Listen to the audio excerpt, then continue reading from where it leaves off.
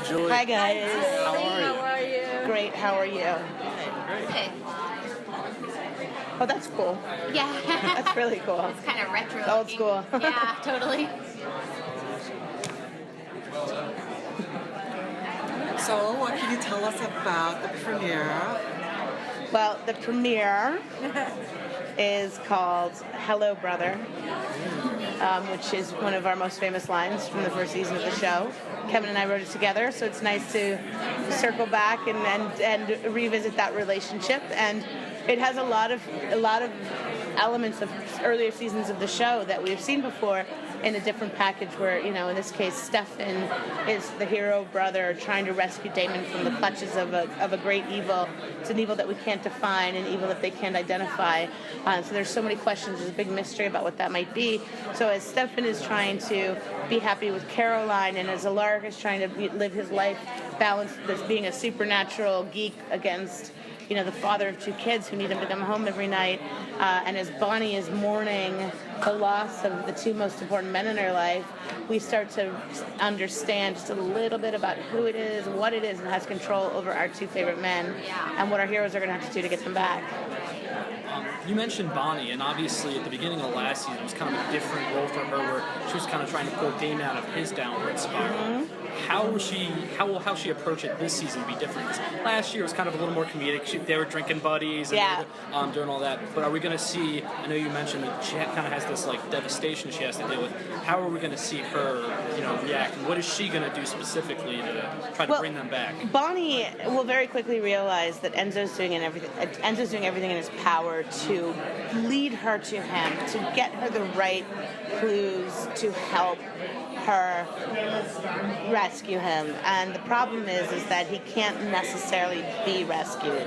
The first big shift for Bonnie is when she's going to realize that she, like everybody else, are fighting so hard to get Damon and Enzo back, but she realizes that technically for everybody else the priority is Damon, and yet Enzo, so in a way she takes the responsibility of being Enzo's advocate and standing by him and saying, I will make sure that I fight for you as hard as anybody else is fighting for Damon.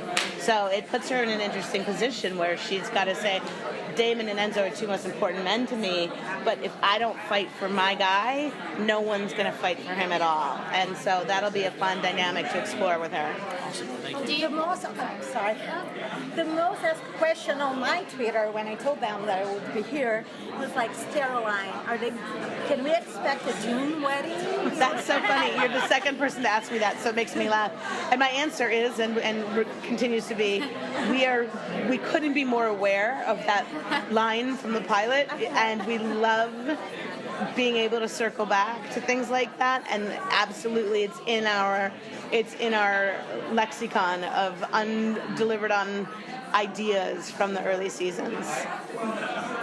Going back to Enzo and Damon kind of being possessed right now, do you think either one of them are thinking of Bonnie or thinking of Elena while they're in the state, or do you think they're just totally checked out, humanity's gone? Yeah, I think that the fun of this particular predicament, in that it's something we haven't seen before, which is that they are being controlled by an entity, and yet they're struggling with their own sense of humanity.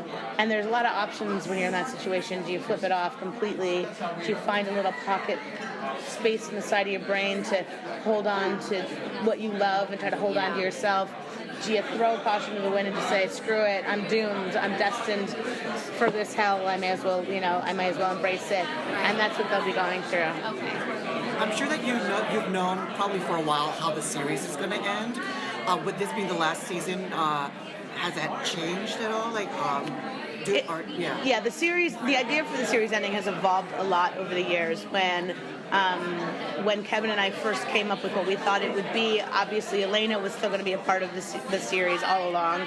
And even when that got modified a bit in season 3, the other side still existed. And so we had all kinds of plans.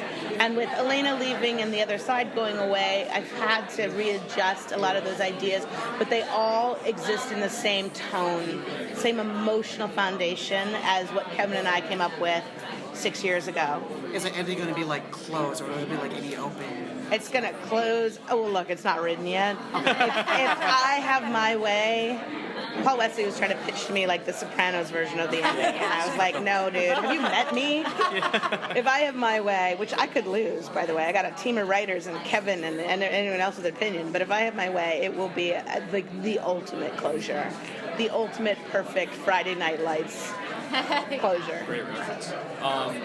Well, since it is the final season, I had a lot of people on Twitter asking me as well, could we see returning characters, whether it's characters from the originals, so maybe a Klaus or Elijah or something like that, or even characters from the past of the show. And is that, like, I know about the Vampire Diaries, is the originals and the Vampire Diaries, like, their times, are they going to kind of sync up so that would be potentially possible for a Michelson or two to pop up in Mystic Falls? When you do casting, you have this thing called putting someone on hold, which is basically just saying, hey, we're asking about you, keep that window open, let us know if a job comes up that might make you unavailable. And it's a way of just saying, like, we're talking about maybe using you in this episode. And already our hold list of returning actors is 10 deep. So I can't say anything more, but there's definitely a plan to try to revisit the stories with everybody. You and Kevin did surprise us on Dawson's Creek because Joey ended up with Pacey, not Dolph. And I loved it, by the way.